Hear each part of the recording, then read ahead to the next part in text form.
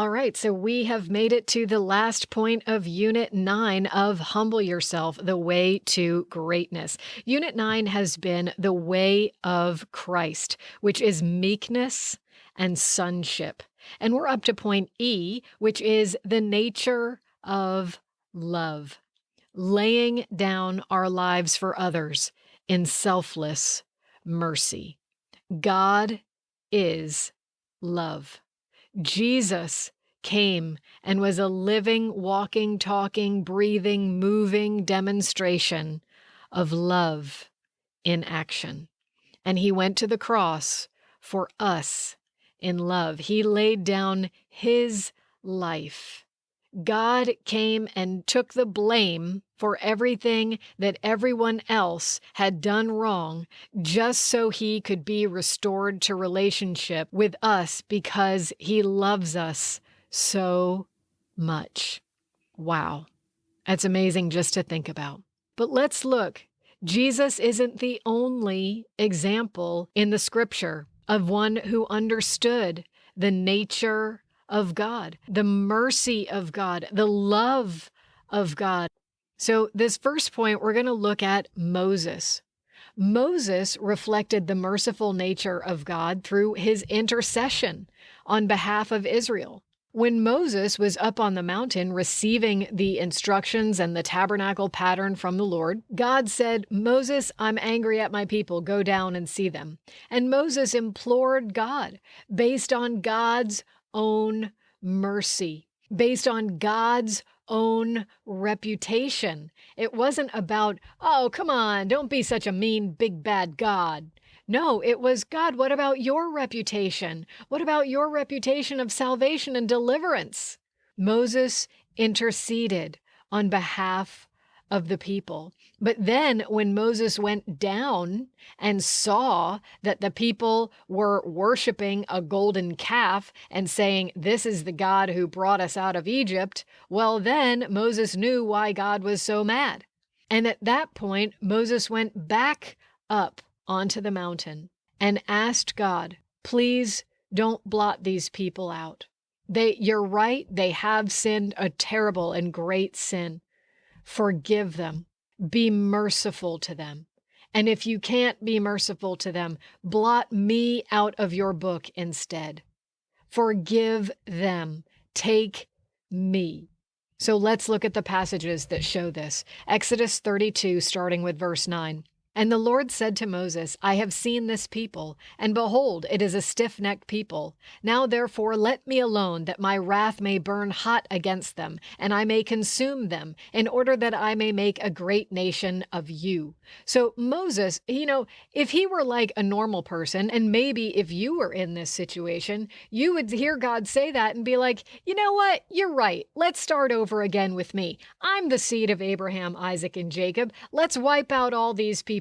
And from here on out, we'll have the descendants of Moses. That'll be a rockin' good time, because then I'll get glory and my name will be remembered."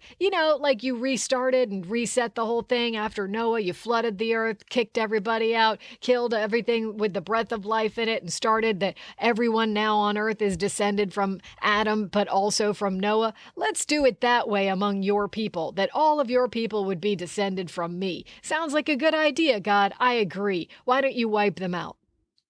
But that's not what Moses did. Verse 11, "But Moses implored the Lord his God and said, O Lord, why? Why does your wrath burn hot against your people, whom you have brought out of the land of Egypt with great power and with a mighty hand?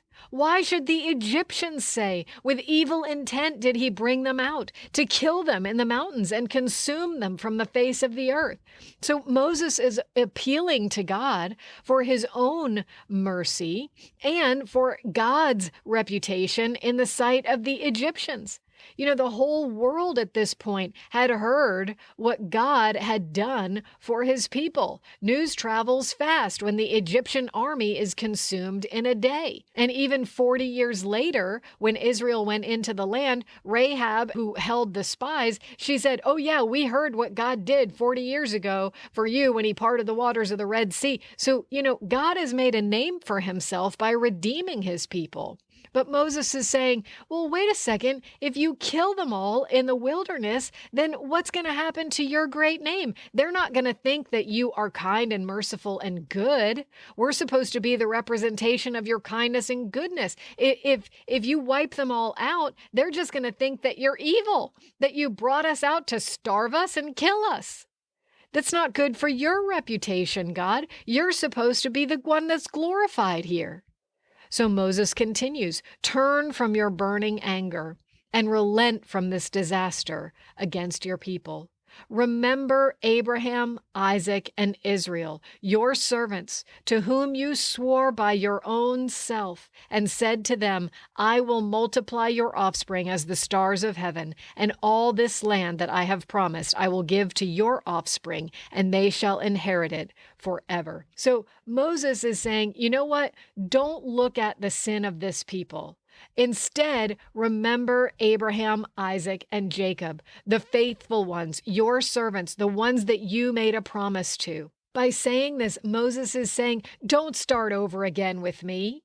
You already started something with Abraham, Isaac, and Jacob. You already started a new thing. You promised to them that their descendants would be the ones that would inherit it. So you don't substitute me in there, that my descendants would have to multiply now to be able to go in and take the land. No, remember your servants who you've already made a promise to.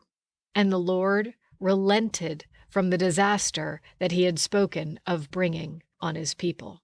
Well, then Moses, at this point, Moses had still been on the mountain for 40 days with God, receiving the law and the tabernacle pattern. But then Moses went down, and as he made his way down the mountain, he hears a party going on. He's like, wait a second, what's that? What's that noise? Doesn't sound like a battle. Sounds like, what?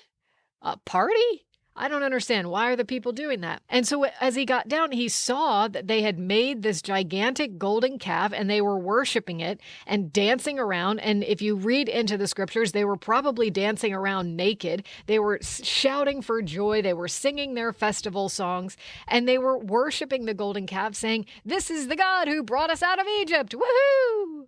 And so Moses understood. He smashed the tablets with the 10 commandments on them. Moses was furious, and he understood why God was furious. And so the next day, Moses said to the people, "You have sinned a great sin, and now I will go up to the Lord. Perhaps I can make atonement for your sin." He's like, there's going to have to be some kind of atonement for this. This is really, really bad. So Moses returned to the Lord and said, "Alas, this people has sinned a great sin." He wasn't excusing them. He finally understood why God had been so angry. He said, "They have made for themselves gods of gold. But now, if you will, forgive their sin. But if not, then please blot me out of your book that you have written." So in that moment, Moses is saying to the people, maybe I can make atonement for your sin. You see, Moses already had the laws for social justice and laws between God and man and laws between people and people among his own chosen people. But Moses didn't yet have the sacrificial system. That didn't come until the book of Leviticus after the tabernacle was set up. When the tabernacle was set up, Moses was not allowed to enter. And then the next thing you see is the book of Leviticus. And then after the book of Leviticus, you see that Moses is able to enter the tent again. So he's saying, perhaps I can make atonement for your sin. Moses went up on that mountain to offer himself as a sacrifice for the people who were in rebellion against God, violating the command that they had heard with their own ears as God spoke the 10 commandments on Mount Sinai to the whole community of people. They heard, do not make images of anything created. They heard that with their own ears and they did it anyway. They gave glory to a God that they had made with their own hands. They deserved the wrath and punishment and absolute destruction from God. But Moses said, no, Don't destroy them. That wouldn't be good for your reputation, God. Instead, take me. Take me. Destroy me. Even destroy me for all eternity. Blot me out of your book, that they might continue, that they might receive the fullness of the promise that you made to Abraham, Isaac, and Jacob. That's someone who understands the heart of God, the mercy of God. That's someone who laid down his life on behalf of people who were behaving like enemies of God.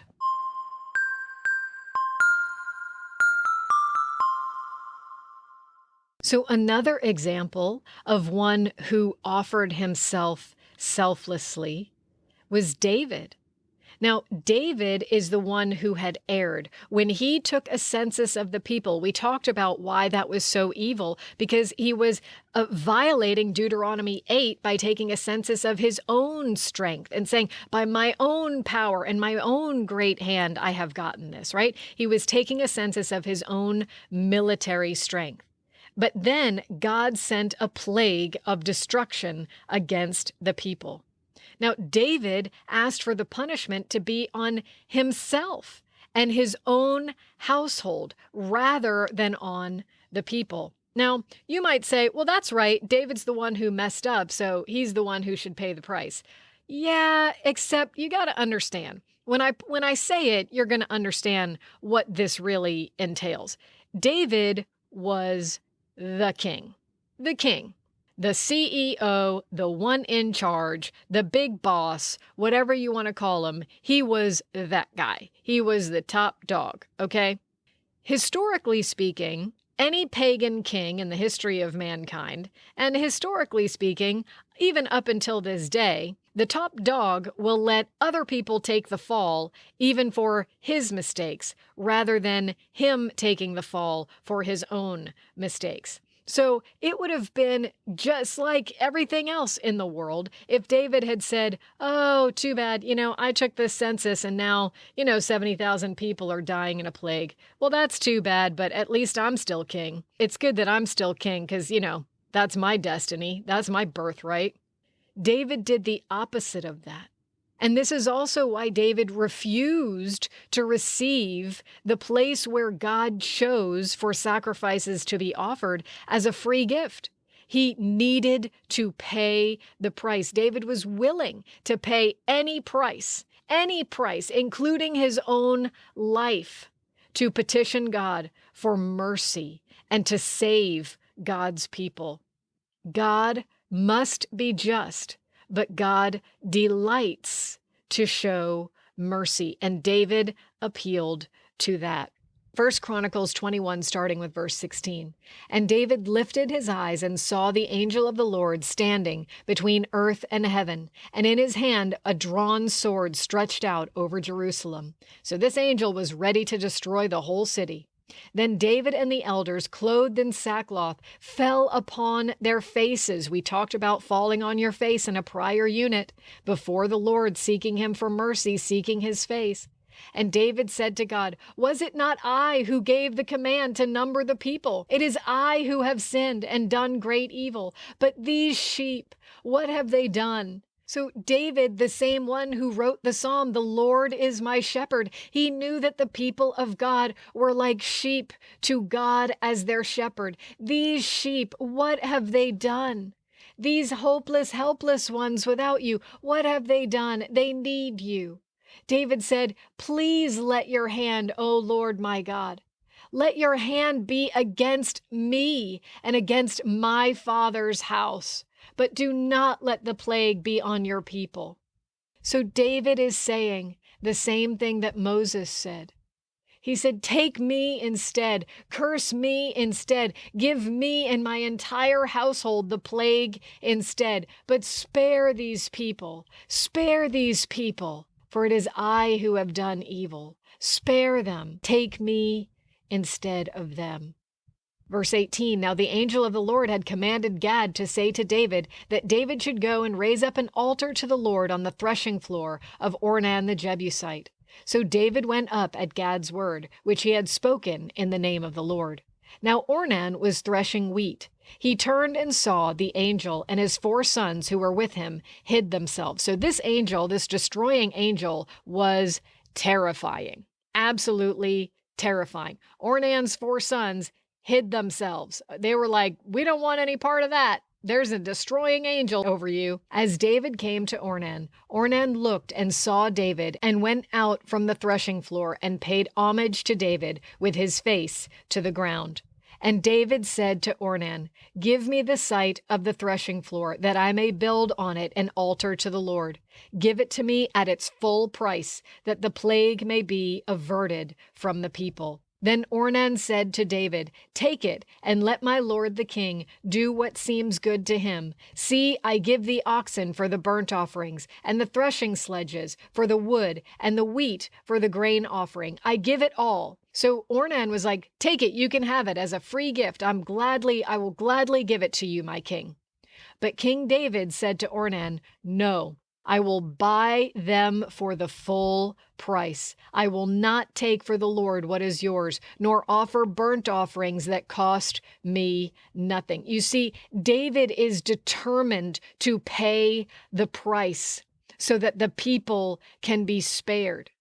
It's not just that about the ground. Oftentimes when I hear this passage taught, it's just about, no, I need to make a sacrifice so that God's house can be built here and the altar is going to be built here. No, this is in the context of David saying, take me instead. David was willing to pay probably double the full price. He was willing to pay any price.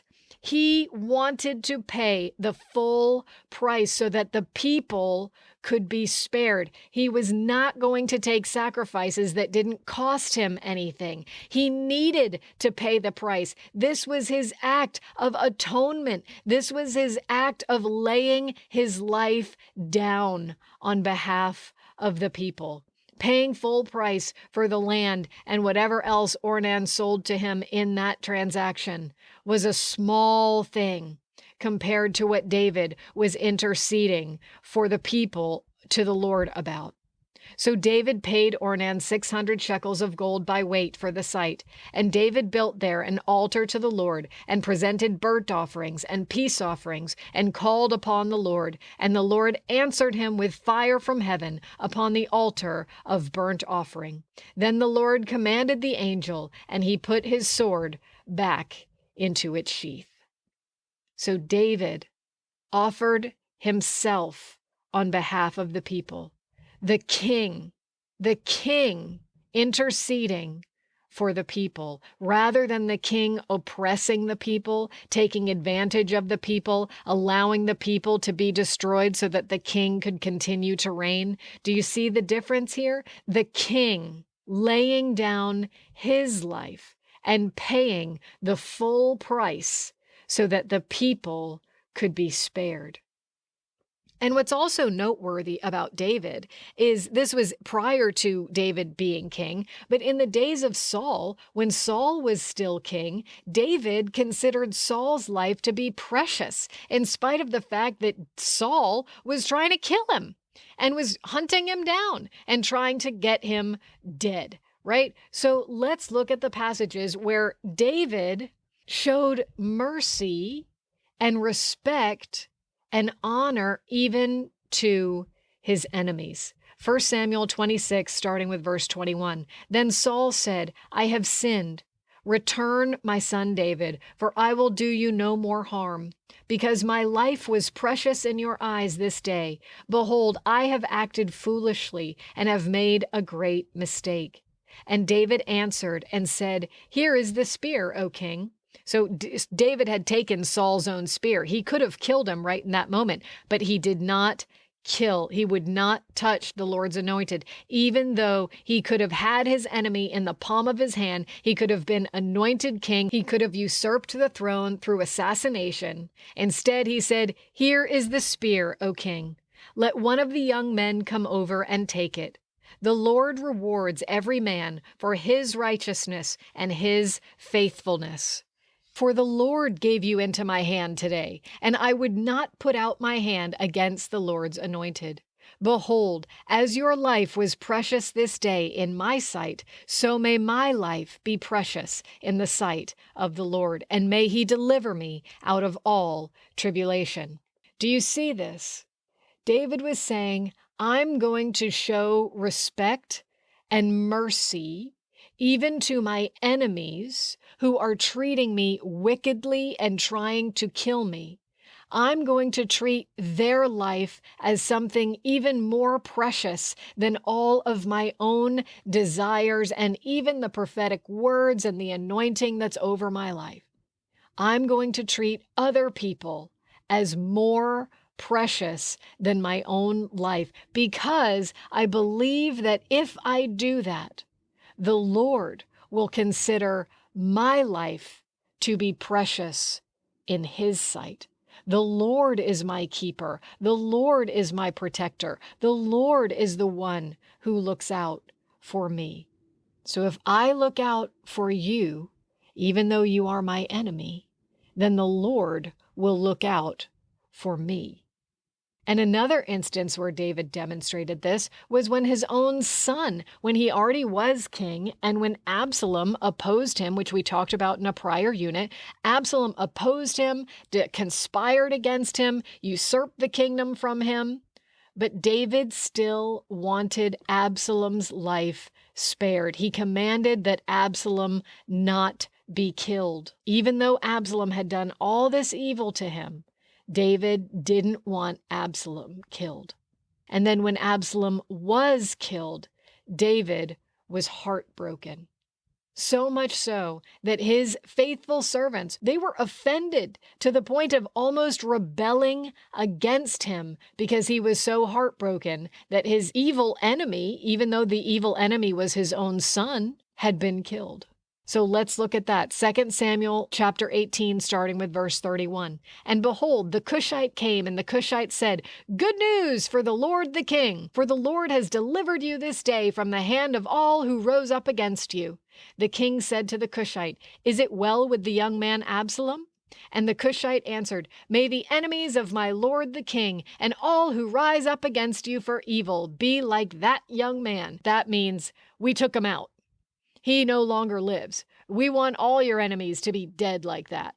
That's what the Cushite was saying. And he thought, good news, this is great news. Woohoo, the battle is over and your son is dead. But David didn't think it was good news. And the king was deeply moved and went up to the chamber over the gate and wept. And as he went, he said, Oh, my son, Absalom, my son, Absalom, would I had died instead of you. Oh, Absalom, my son, my son. So you see again, David is like, I would have died so that you could live. I would have died so that you could live. Oh, Absalom, this is not what I wanted for you. Friends, do you have that heart, even for those who are working wickedness and evil? You know, I remember a time when I was witness to a ministry really declining, and the leader of that ministry just really declining from being just a wonderful, amazing servant of God that was used powerfully by God to one who is just not on that track anymore. And in my intercession, this is the weeping that came into my heart. Oh, Absalom, Absalom, my son, Absalom, would that I had died instead of you. So some of you, all you do is you spend your time criticizing other people when you don't even know the whole story. You don't even know the pressures that they've been under. But it's not God's desire that they fall. It's not God's desire that they be taken out. It's God's desire that they be restored to right standing, restored to right relationship, restored to the fullness of God. David understood the heart of God. This is David being a man after God's own heart. And then 2 Samuel chapter 19, starting with verse 5.